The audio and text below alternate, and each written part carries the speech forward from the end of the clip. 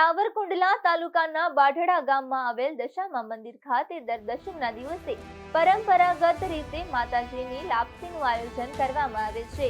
તાજેતરમાં પણ દશમના પવિત્ર દિવસે માતાજીની લાપસીનું આયોજન કરવામાં આવ્યું હતું। આ પ્રસંગે ગામના લોકો ઉપરાંત આજુબાજુના ગામોમાંથી મોટી સંખ્યામાં શ્રદ્ધાળુઓ માતાજીના દર્શન કરવા ઉમટી પડ્યા હતા।